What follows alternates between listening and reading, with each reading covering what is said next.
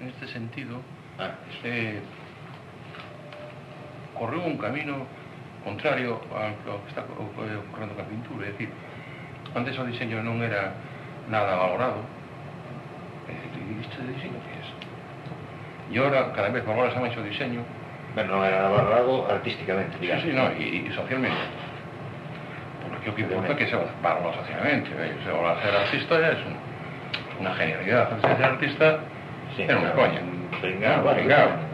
No, un pringado, coño, que depende que tipo de pringado, hasta la sociedad, coño, burguesa o capitalista, le hacía sus gracias tener un pringado como a los reyes hacían tener sus bufones, como ¿no? Un loro. Oye, tengo aquí el pringado de confianza que viene y nos divierte, perdón, una nota de color, ¿no? No, ahora ya ser artista... Porque te idea que se ten do artista encumbrado por o romanticismo, eso que é falso. É unha merda. É unha merda. Eu penso, joder, que os que hai ahora en Tapis, por decir algo, joder, o Picasso, esos non teñen nada que ver con o romanticismo, macho. Esos van a... No, digo, a idea romántica do artista como un ser admirable. Eso que é unha idea romántica. Pero... Bueno, é que dis que o diseño está recorrendo un camiño contra... dis que, bueno, que está... No, que está cada vez, coño, máis... Ten máis prestigio social, hai máis apostas sobre o asunto. A xente repara máis o diseño. Repara máis o diseño, a xente e os produtores. E realmente os... Por razones de mercado. Claro. Digo, porque un produto con mellor diseño circula máis. Por razones de mercado, evidentemente. Porque en este mundo de la globalización, pues todo o que teña un punto de distinción ou un punto de diferenciación do resto, vende. Entendes? Entón, ti si faz tornillos como todos, pues eres un máis na competencia. Ora ben, ti faz tornillos, pero teñen unha gracia diferente, e coño, mira. Entón, en ese sentido, o mundo do diseño en xeral, pois vende. E evidentemente os que se dedican ao diseño como profesionalmente, pues están moi ben pagados. E cada vez máis. Cada vez hai máis. Bueno, cada vez hai máis xente que accede aí. Pero diseño, ti cando faz... Non sabes a cantidad de pintores hai por aí, pintados, incluída a mi madre e toda a xente que se dedica a hacer terapia ocupacional ahora. Que fan? Pintan, dices. Claro, pintan. Claro, diseño xa pintan.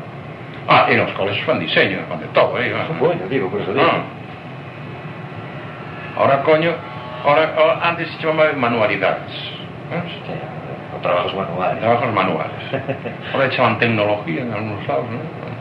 En los currículos estos de merda, diseños curriculares. Y a las manualidades de los bellos, que viñen antes, coño, pues son de ancianos, de tal, terapia ocupacional. Todos a pintar, a hacer, hoy hacemos un espejo, bueno, hoy pintamos venga, inducción, hoy más compadre. Bueno, ti cando faz diseño, os non sei como chamar, os criterios estéticos son os mesmos que cando faz pintura uno, xa te acomodas noutro, decir, outro tipo de... No, os criterios, vamos a ver, a arquitectura ou estructura ou esquelete, como te queras chamar, é o mesmo. Estás máis condicionado, ¿no? Sí, bueno, pero vamos a ver una cosa. Dentro de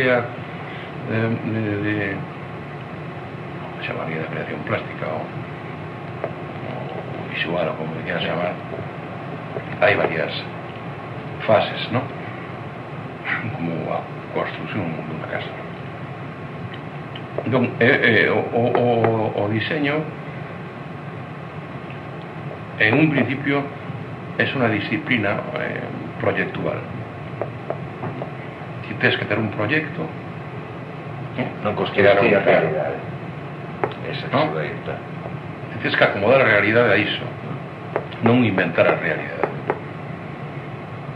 Entendes?